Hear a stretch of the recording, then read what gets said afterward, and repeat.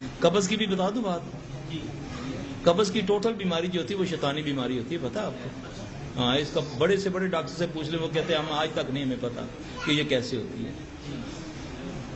رات کو سونے سے پہلے 5 دانے کالی مرچ کے لے لیں، یعنی کہ یہ 10 سال سے اوپر والے لوگوں کے لیے 5 دانے، چھوٹے بچے کے لیے 3 دانے کالی مرچ.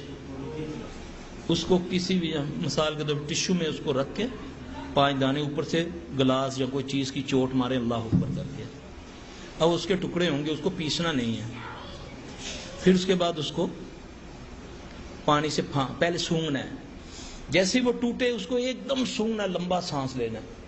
اتنا بھی نزدیک نہ کریں کہ ساری مرچیں اندر ہی ناک کے اندر سے چلی جائیں، یہ نہیں. سونگنا جب اس کی خوشبو اندر جائے، پھر اس کے بعد اس کو پھانک لیں پانی سے. 5-1 منٹ کے بعد زیتون کا ایک بڑا چمچہ وہ پی لیں. چھوٹے بچوں کو چھوٹا چمچہ.